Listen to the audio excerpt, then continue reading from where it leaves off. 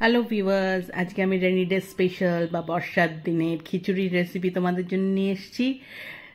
এই বর্ষায় যদি খিচুড়ি দিয়ে ইলিশ মাছ ভাজা বা ডিম ভাজা যাই দিয়েই খাও, দারুণ খেতে লাগে। বাইরে বৃষ্টি হচ্ছে আর ঘরে বর্ষায় তোমরা এরকম খিচুড়ি, গরম গরম খিচুড়ি যদি একবার এইভাবে তৈরি করে নাও, আশা করি তোমাদেরও ভালো লাগবে। আর এই খিচুড়িটা আমি সিম্পল ঘরে যে আতপ চাল থাকে সেটা দিয়ে করেছি, আর মসুরির ডাল আর সোনামুগ ডাল দিয়ে করেছি। চলো শুরু করি। প্রথমেই সোনামুগ ডাল আমি হাফ কাপ নিয়েছি, নিয়ে আমি সেটাকে একটু শুকনো খোলায় ভেজে নিচ্ছি। একটু নাড়াচাড়া করে শুকনো খোলায় আমি এরকম করে ভাজবো বেশ কিছুক্ষণ। ডালগুলোর গায়ে একটুখানি রং ধরবে, বেশি কড়া করে ভাজবো না। বেশি কড়া করে ভাজলে ডাল সেদ্ধ হতে চায় না, তাই একটু সামান্য যেই গায়ে একটু লালচে রং এসে যাবে তখন বুঝবে ডালগুলো ভাজা হয়ে গেছে। দেখো আমার ডালটার গায়ে রং এসে গেছে, আমি তুলে নিলাম। তুলে নিয়ে ওই ডালটা ভালো করে ধুয়ে আমি জলে ভিজিয়ে রেখেছি। আর হাফ কাপ আমি আরও মুসুরির ডাল, সেটাও জলে ভিজিয়ে রেখেছি ধুয়ে। আর আমি 1.5 কাপ মতো আমি আতপ চাল নিয়ে সেটা ভালো করে ধুয়ে জল ছড়িয়ে রেখেছি। দুটো আলুকে, মাঝারি সাইজের আলুকে আমি কেটে ডুমো করে রেখেছি। আর একটা মাঝারি সাইজের টমেটোকে আমি কুচো করে রেখেছি। সাদা জিরে, তেজপাতা আর দুটো শুকনো লঙ্কা আমি রেখেছি ফোড়নের জন্যে।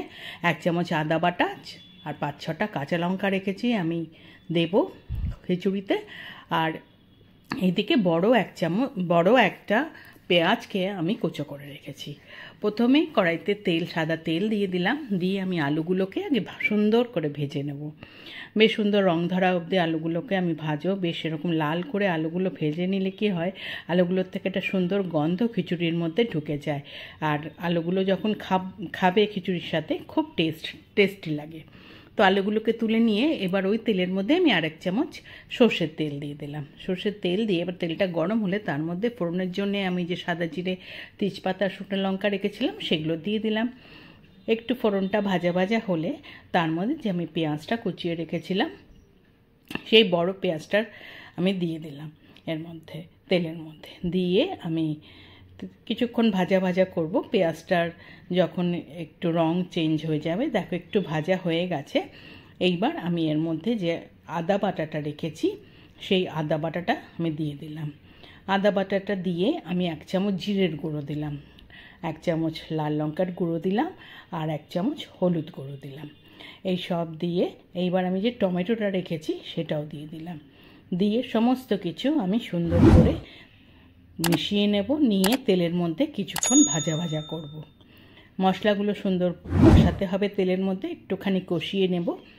সুন্দরভাবে একটুখানি কষিয়ে নেওয়ার পরে যে এবার মুগ ডালটা আর মসুর ডালটা আমি জলে রেখেছিলাম, জলটা ঝরিয়ে নিয়ে এবার আমি সেই ডালগুলো দিয়ে দিলাম। দিয়ে এবার ডালগুলো আমি ভালো করে মিশিয়ে নিচ্ছি সমস্ত পেঁয়াজ আর মশলার সাথে। ডালগুলো একটু কিছুক্ষণ ধরে একটু নাড়াচাড়া করে ভাজতে হবে, কারণ মসুর ডালটা তো কাঁচা রয়েছে, ওটাও যাতে একটু ভাজা হয়ে যায়। একটু ভাজা হয়ে গেলে তার মধ্যে আমি নুন দিয়ে দেবো। বেশ বড় 1 চামচ মতো নুন দিলাম। আর যে আলুগুলো আমি ভেজে রেখেছিলাম সেগুলোও আমি দিয়ে দিলাম। সমস্ত কিছু দিয়ে ভালো করে এবার আমি নাড়াচাড়া করে একবার উপর নিচ করে আমি মিশিয়ে দিচ্ছি। সুন্দরভাবে বেশ মিশে গেলে এবার আমি যে কাঁচা লঙ্কাগুলো রেখেছিলাম সেইগুলো আমি ওপর থেকে দিয়ে দেব। দিয়ে সেইগুলোকেও একটুখানি আমি ডালগুলোর সঙ্গে একটু মিশিয়ে দিচ্ছি। দিয়ে এইবার আমি কি করব, এই যে চালগুলো আমি এবার জল ঝরিয়ে রেখেছিলাম সেই চালটা দিয়ে দিলাম। চালটা দিয়ে এবার সমস্ত কিছুর সঙ্গে সুন্দরভাবে একটু কিছুক্ষণ নাড়াচাড়া করব।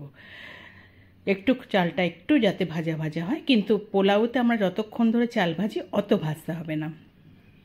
একটু কিছুক্ষণ নাড়াচাড়া করে সব কিছুর সঙ্গে সুন্দরভাবে যাতে মিশে যায় সেটা দেখতে হবে। যখন সুন্দরভাবে মিশে যাবে তখন তার বেশি কিন্তু আর নাড়াতে আমাদের হবে না। দেখো আমি মোটামুটি সুন্দরভাবে মিশিয়ে নিয়েছি। এইবার আমি জল গরম করে রেখেছিলাম, আমি প্রায় 3 গ্লাস মতো জল আমি গরম করেছি, আমি সেইটা আমি দিয়ে দিলাম। খিচুড়িটা যেহেতু টাইট খিচুড়ি খুব একটা খাবো না, একটু পাতলার মতো থাকবে, সেই জন্য আমি দিলাম। জলটা তোমরা যেরকম খাবে, যদি শুকনো খাও বা যদি নরম খাও সেই বুঝে জল দেবে। জল দিয়ে আমি ঢাকা দিয়ে আমি 12 থেকে 15 মিনিট মতো রেখেছি। তারপরে আমি ঢাকা খুলেছি। মোটামুটি আমার খিচুড়ি কিন্তু হয়ে গেছে, দেখেই বুঝতে পারছি। আমি এবার ওপর থেকে 1 চামচ চিনি দিয়ে দিলাম। খিচুড়িতে কিন্তু চিনিটা মাস্ট, তা না হলে কিন্তু খিচুড়ির টেস্ট আসে না। তো চিনিটা দিয়েও আমি মিলিয়ে নিচ্ছি। সুন্দরভাবে মিলে গেলে আবার আমি একটু ঢাকা দিয়ে আমি 1 মিনিট মতো রেখে দেব, যাতে চিনিটা একটু গলে যায়। সেই জন্যে 1 মিনিট মতো ঢাকা দিয়ে রাখলাম। 1 মিনিট পরে আমি যখন ঢাকা খুলব, মোটামুটি আমার খিচুড়ি রেডি হয়ে গেছে। এইবার ওপর থেকে আমি বড় 1 চামচ ঘি দিয়ে দিলাম। ঘিটা এবার আমি সুন্দর করে মিশিয়ে নিলেই আমার খিচুড়ি কিন্তু একদম রেডি হয়ে গেছে সার্ভিংয়ের জন্যে। আমি দেখো ঘিটা ভালো করে খিচুড়ির মধ্যে মিলিয়ে দিচ্ছি। মিলিয়ে দিয়ে এবার আমি গ্যাস বন্ধ করে দিয়ে ঢাকা দিয়ে স্ট্যান্ডিং টাইমে আমি 10 মিনিট মতো রেখে দেব। 10 মিনিট পরে যখন ঢাকা খুলব, তখন আমার খিচুড়ি কিন্তু একদম রেডি টু সার্ভ। আমি একটা সার্ভিং বলে সার্ভ করে দিয়েছি।